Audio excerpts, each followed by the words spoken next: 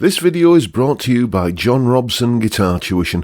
If you enjoy the content, please consider supporting the channel by enrolling on a course, purchasing some guitar lessons or a t-shirt, or you can join my Patreon. Now, on with the show. Hello chaps, welcome once again to John Robson Guitar Tuition.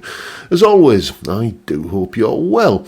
It's Tuesday today, which means that, as is the custom in this parish, we are doing a top 5 list. And occasionally with these top 5 Tuesday videos, I do something that isn't guitar or music related.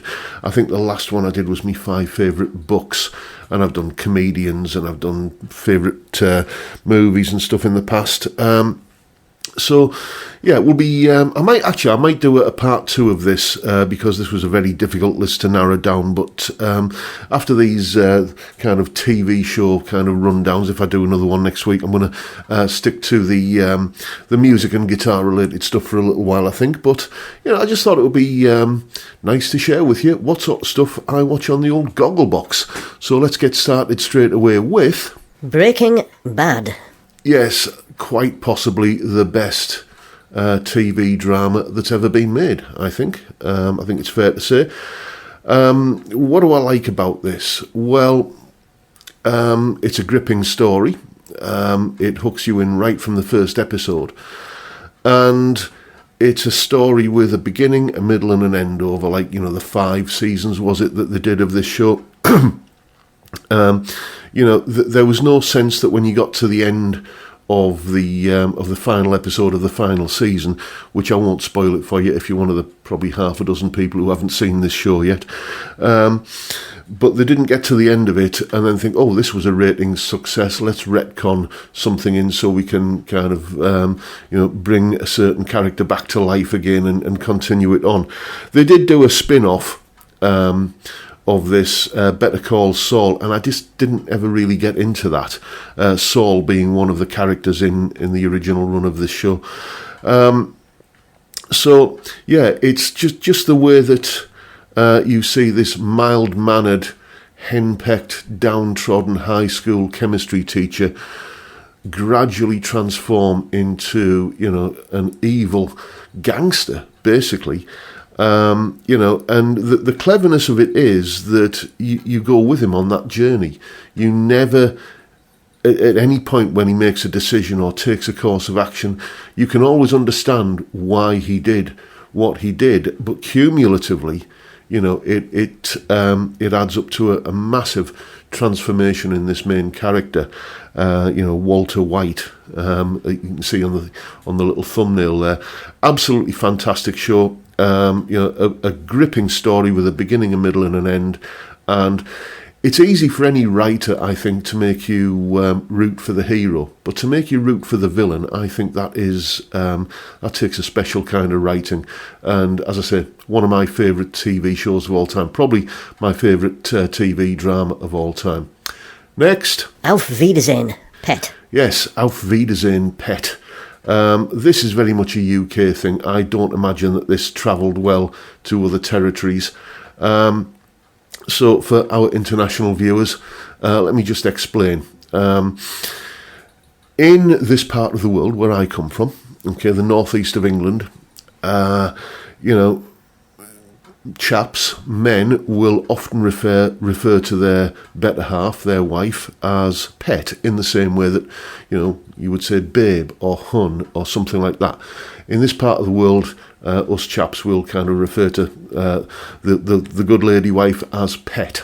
And this series dates from the 1980s, and it's basically a bunch of British workers. The main core of the cast, you can see I put names on there, are Dennis, Oz and Neville.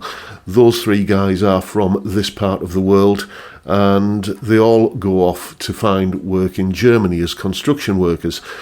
And it's brilliantly written. It's character-driven comedy. They made 2 series of it in the 1980s when, unfortunately, before the completion of filming of the second series, the actor who played Wayne sadly passed away. Then it was rebooted in the early 2000s with Wayne's character sort of recast. and unfortunately they were just about getting into the stride, and the chap who played Bomber, an actor called Pat Roach, he sadly passed away, so that was pretty much the end of it. But it is just an uproariously funny sitcom that has an earthy, kind of gritty, working class kind of feel to it.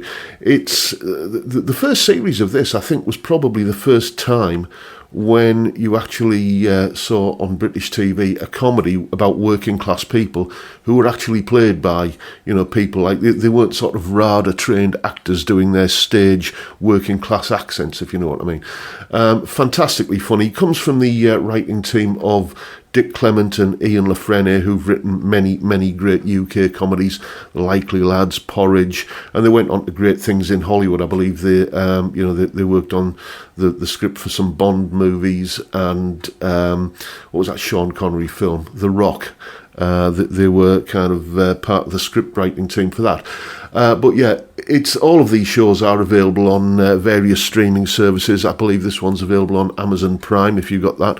So go and check it out. It's very, very funny. Next. Fawlty Towers. Yes, now we can talk all day long about what is the second best sitcom ever made. But for me, there's no debate about what is the best. Fawlty Towers. Do I really need to describe what Fawlty Towers is about? I'm sure everyone's seen it now. It's just comedy gold. It just seemed to be, when I was a kid, always on TV. It was on a Sunday night, as I seem to remember. And it shocked me when I realised that they'd only made 2 series of it, and they were about 4 years apart, apparently. But yeah, you got Basil, the erratic hotel owner, henpecked by his wife Sybil. You've got the Spanish waiter Manuel, and the voice of reason and sanity in there, the chambermaid Polly. Just fantastically well written, just in the great tradition of a theatrical farce, I would say, but so expertly done. The timing, the writing, everything about it is just uproariously funny, as I'm sure you know, because I'm sure everyone has watched an episode or 2 of this at the time. I'll binge watch both series when I get the chance. Fawlty Towers, greatest sitcom ever made. Next. Happy Valley. Yes, another gritty drama. Only 3 seasons of this made, and it was, I don't know, I think it was, it's available internationally. If you haven't seen it, it focuses on the main character you can see there is called Catherine Cawood, and she's a police sergeant in a rural town in the north of England. And her personal life is something tragic. She had a daughter that committed suicide, and and there's the main sort of antagonist, a real villain called Tommy Lee Royce, and 3 seasons, and there's an overreaching kind of, or overriding, I mean to say, story arc that goes from season 1 all the way through to season 3, but each season has its own little kind of plot that bubbles along underneath, which in many ways is kind of intertwined into the main story arc that goes over the 3 seasons. Again, what I like about this show is that they started off with a story idea that had a beginning and an end, and when they got to the end, they didn't think, oh yeah, let's see if we can milk this a little bit more and get another season out of it. No, it told its story and it was done, and it did it in a very satisfying way, right up until the last, 5-10 minutes of the final episode of the final season. You still weren't sure how things were going to pan out, but it did so in a very dramatic and nail-biting conclusion. So if you like well-written drama that is, yes, it's a cop show, at its core, that's what it is.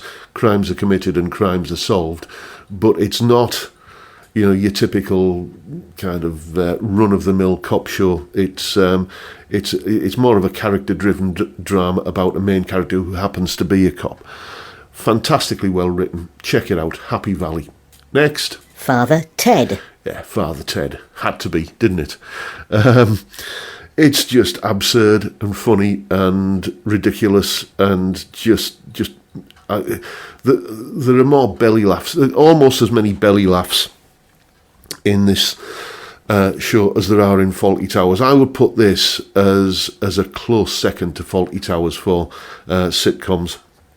Only 3 seasons made, and then sadly Dermot Morgan, who played the main character, Father Ted Crilly, he passed away, unfortunately. But I think it had pretty much told its story by then. It was. If you're not familiar with the show, it's 3 priests and their housekeeper living on a remote island off the coast of Ireland, and you've got Father Ted, who is the main character, who is often described as a normal man trapped inside the body of a priest. Then you've got his young curate, Father Dougal Maguire, who is let's say intellectually challenged. Like the fool of the show. Basically, he's the butt of many of the jokes. And then you've got the retired alcoholic, slightly grubby with a bit of a shady past, priest called Father Jack. And one brilliant moment is when Father Jack will do anything for a drink. He often just sits there in his chair yelling, "Drink!" And there's one scene where Ted is surreptitiously putting some wine bottles into a picnic hamper, and they clink together, and Jack wakes up from a drunken stupor and goes, "Drink!" And Ted says, "No, Father, it's not drink, it's just bottled water." And Jack goes, "Jacob's Creek, Chardonnay, 1992. Just from the clink of the bottles. It's just absurd comedy writing, brilliantly funny. You get episodes where there's a beauty contest for sheep, and then there's a character called Owen McLove, who is a visiting celebrity, I think quite obviously modelled on Daniel O'Donnell. It's a bit close to the bone, that one, but just fantastically well written comedy, great timing, great cast, and it makes me laugh. You know when you've got a good comedy, again, same with Fawlty Towers, when you've got a great comedy, when you've heard the joke a million times, but you still laugh. So there you go. That would be my final pick, Father Ted. I may do a part 2 of this, talking about maybe my favourite documentaries or that kind of thing. We shall see how I feel as I'm in the run-up to next week's batch of videos. But that is it for today, folks. Those were my 5 favourite TV shows, the things that I watch again and again and again. Very, very difficult list to narrow down to 5, but I think I don't think I'd change any of these. Let me know in the comments if you watch these shows, if you feel the same way I do about them, or if you disagree with me, or if you think there are shows that should have been on the list. Or if you made your own list of top 5, what would be on those? Stick it down in the comments. I'm always interested to get that kind of feedback. But that is the video for today, folks. Hope you've enjoyed what you've seen and found it entertaining in some small way. And if that's the case, please hit the subscribe button and the notification bell if you haven't already done so. And why not drop me a like as well while you're at it. Don't forget the live stream every Friday, 5 p.m. UK time. We drink beer and talk about music and guitars and probably TV shows this week. It's a great way to kick off the weekend, and I'd love to see you there if you can make it. But for now, I'll bid you all a good day and say thank you so much for watching. Thank you for your time. Look after yourselves, folks. Stay well, stay safe, and above all, stay sane. Bye for now.